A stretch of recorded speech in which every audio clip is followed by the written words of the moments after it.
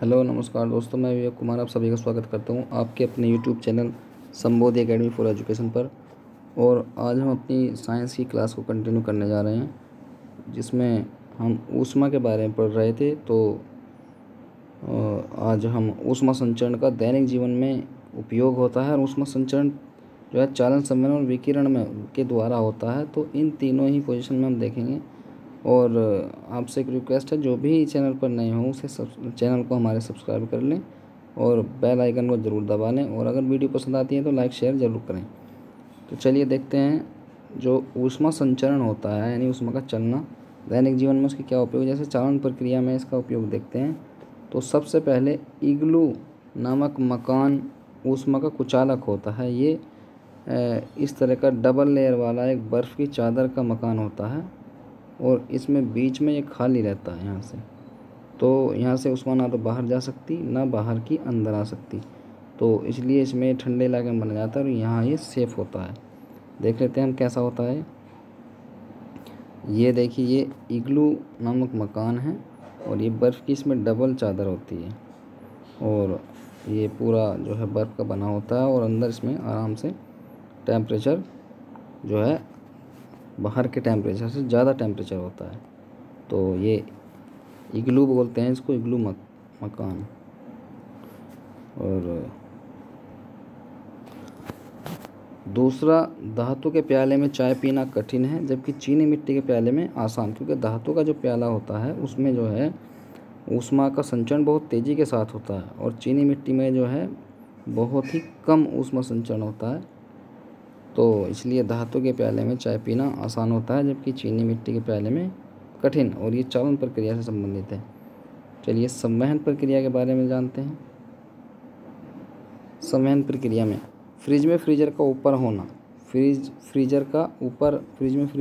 ऊपर होता है, क्योंकि गर्म वायु ऊपर उठती है हल्की होकर, और फ्रीजर से टकराने के बाद ठंडी हो जाती है। अब विकिरण प्रक्रिया में देखते हैं। आपने देखा होगा, जो बादलों वाली रातें होती हैं, जब बादल छाए रहते हैं तो वो रात गर्म होती है, लेकिन जो साफ़ रात होती है वो उसकी अपेक्षा, बादलों वाली रात की अपेक्षा ठंडी होती है। क्योंकि बादल जब ऐसे छा जाते हैं तो ये ऊष्मा के अच्छे अवशोषक नहीं होते, तो जो विकिरण वापस जा रहा होता है उसको ये रोक लेते हैं। जो दिन में विकिरण आया है वो रात को वापस जब जाता है तो उसको ये जाने नहीं देते। तो इसलिए यहाँ पर टेम्परेचर बढ़ जाता है और हमें गर्मी का एहसास होता है। इसलिए बादलों वाली रात गर्म होती है और साफ़ रात ठंडी होती है। दूसरा, रेगिस्तानों में जो है दिन गर्म और रातें ठंडी होती हैं, क्योंकि रेत ऊष्मा का अच्छा अवशोषक होता है। रेगिस्तान में आपने देखा होगा दिन गर्म होता है और रातें ठंडी होती है, और जो अच्छा अवशोषक होता है वो अच्छा उत्सर्जक भी होता है। इसलिए रेगिस्तान में दिन गर्म और रात ठंडी होती है। बात करेंगे अब गुप्त ऊष्मा की, यानी लेटेंट हीट। स्थिर ताप पर पदार्थ की अवस्था परिवर्तन के लिए, स्थिर ताप पर पदार्थ की अवस्था परिवर्तन के लिए जितनी ऊष्मा की मात्रा की आवश्यकता होती है उसे ही उस पदार्थ की गुप्त ऊष्मा कहते हैं। और यानी कोई टेम्परेचर स्थिर है, उस पर कोई पदार्थ है, तो उसकी अवस्था अगर हमें परिवर्तन करनी है तो उसके लिए जो आवश्यक ऊष्मा की मात्रा होती है उसको ही हम गुप्त ऊष्मा बोलते हैं।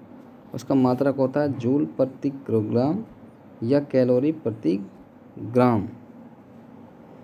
और एग्जाम्पल, जैसे 100 डिग्री सेंटीग्रेड पर उबलते जल की अपेक्षा भाप से जलने पर अधिक कष्ट होता है, क्योंकि भाप की गुप्त ऊष्मा 100 डिग्री सेंटीग्रेड पर उबलते जल से ज़्यादा होती है। तो भाप की गुप्त ऊष्मा कैसी होती है? ज़्यादा, इसलिए भाप हाथ को जला देती है। और ऊष्मा चालकता पदार्थ की प्रकृति पर निर्भर करती है। और पदार्थ की प्रकृति कैसी कैसी? सुचालक, कुचालक और ऊष्मरोधी, ये प्रकार इसके होते हैं पदार्थ की प्रकृति के। और जो सुचालक होते हैं यानी गुड कंडक्टर होते हैं, गुड कंडक्टर में ऊष्मा संचरण तीव्र गति से होता है, और जो बैड कंडक्टर कुचालक है ऊष्मा संचरण बहुत कम गति से होता है, और ऊष्मारोधी में ऊष्मा संचरण होता ही नहीं है। तो यानी जो सुचालक होते हैं, जैसे चांदी, सभी धातुएं, अम्लीय जल यानी एसिटिक जो पानी होता है, जल होता है, अभ्रक, पारा, शरीर, ये सब क्या हैं? ऊष्मा संचरण तीव्र गति से होता है क्योंकि ये सुचालक हैं। कुचालक की बात करें तो ऊष्मा संचरण कम गति से होता है, जैसे कांच, ऊन, रबड़, गीली लकड़ी आदि। और ऊष्मा संचरण होता ही नहीं है ऊष्मारोधी में, थर्मल इंसुलेटर में, और जिसमें एस्बेस्ट और एबोनाइट जो है कैसे हैं? ऊष्मारोधी। अर्धचालकों की बात करें तो अर्धचालक जर्मेनियम और सिलिकॉन आदि ये अर्धचालक होते हैं, और इन दोनों का प्रयोग ट्रांजिस्टरों व रेडियो आदि में किया जाता है। जो आपने देखे होंगे वो कैप्सूल से होते हैं, इस टाइप के कैप्सूल से होते हैं, वो बने हुए होते हैं, उन्हें उन सिलिकॉन और जर्मेनियम के बनते हैं, वो उन्हें अर्धचालक के बने होते हैं, और ट्रांजिस्टर रेडियो में वे लगे होते हैं, इन्हीं का यूज किया जाता है। चलिए वाष्पीकरण, इवेपोरेशन, वाष्पीकरण की बात करते हैं। द्रव का वाष्प में बदलना, कोई जल है, द्रव है, उसका भाप में बदल जाना वाष्पीकरण कहलाता है। जब हमारे शरीर में पसीना सूखता है तो हमें ठंड महसूस होती है। क्यों? क्योंकि उस पसीने को सुखाने के लिए जो ऊष्मा की आवश्यकता होती है वो ऊष्मा हमारे शरीर से ही ग्रहण की जाती है, इसलिए शरीर ठंडा होता रहता है, इसलिए पसीना सूखने में हमें ठंड का एहसास होता है। और वाष्पन की दर निम्न कारकों पर निर्भर करती है, जैसे नंबर 1 द्रव के ताप पर, यानी ताप बढ़ाने पर वाष्पीकरण की दर भी बढ़ने लगती है। अगर ताप बढ़ा दे तो वाष्पीकरण की दर भी बढ़ जाती है। उसके बाद द्रव की खुली सतह पर, यानी जितनी ज़्यादा क्षेत्रफल होगा, जितनी ज़्यादा बड़ी सतह होगी, वाष्पीकरण भी उतना ही होगा। अगर ये कोई गिलास है, इसमें वाष्पीकरण कम होगा, लेकिन अगर हमने ऐसा कोई बड़ा बर्तन ले लिया, इसमें वाष्पीकरण ज़्यादा होगा। तो अगर क्षेत्रफल बढ़ता है तो वाष्पीकरण की दर भी बढ़ती है। जैसे दैनिक उदाहरण, सुराही या घड़े में रखा पानी गर्मियों में ज़्यादा वाष्पीकरण के कारण ठंडा रहता है।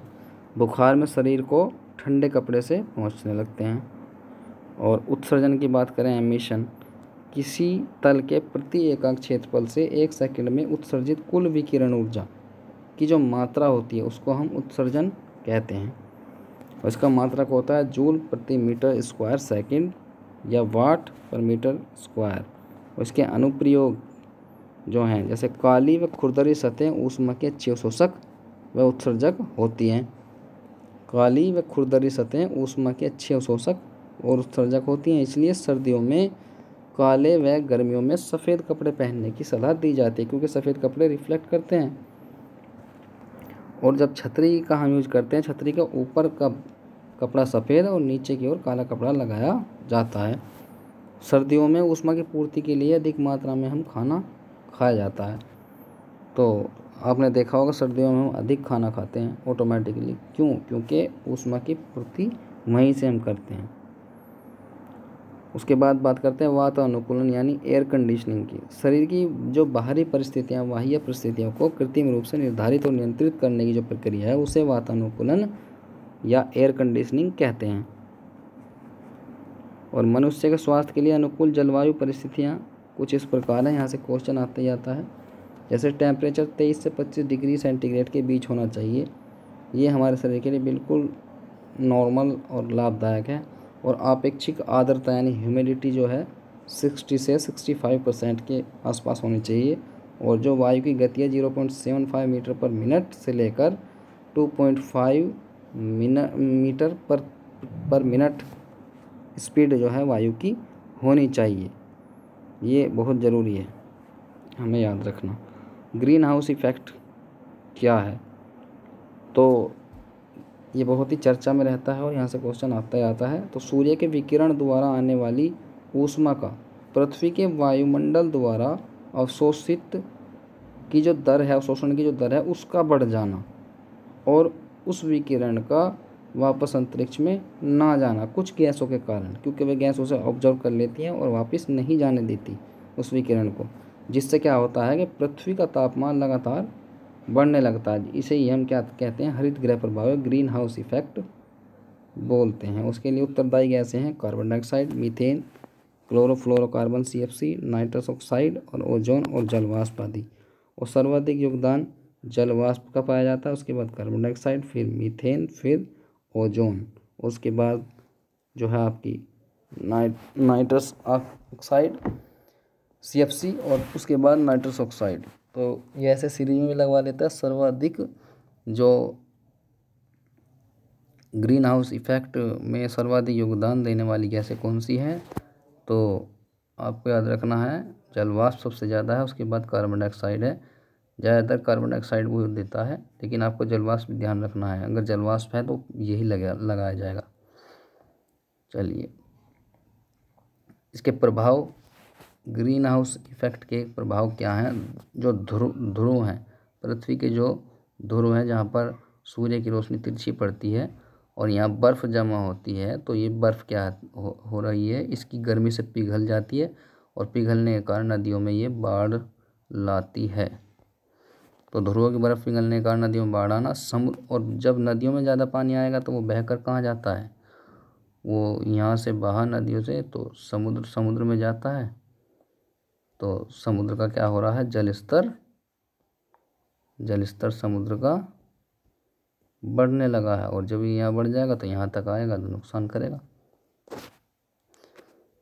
मौसमी और जलवायु संबंधी परिवर्तन भी होने लगे हैं। बिन मौसम बारिश होने लगी है, और जब बारिश की आवश्यकता होती है सूखा पड़ने लगा है। ये सब इसी के कारण है। शुष्क बर्फ़ की बात करें, ड्राई आइस, जब ठोस कार्बन डाइऑक्साइड को ही हम जो है शुष्क बर्फ़ कहते हैं, ठोस कार्बन डाइऑक्साइड। और ये क्या होता है? एक रुद्धोष्म प्रक्रम है, आपने इंटर में पढ़ा होगा। तो रुद्धोष्म प्रक्रम द्वारा कार्बन डाइऑक्साइड का अचानक प्रसार होने के कारण ये शुष्क बर्फ़ बनती है। और शुष्क बर्फ़ क्या होती है? ठोस कार्बन डाइऑक्साइड को ही हम शुष्क बर्फ़ कहते हैं। तो चलिए दोस्तों, आज के लिए बस इतना ही, और वीडियो देखने के लिए आपका बहुत बहुत धन्यवाद। और आपको अगर वीडियो पसंद आई हो तो इसको लाइक शेयर करना बिल्कुल भी ना भूलें। चलिए दोस्तों, नमस्कार।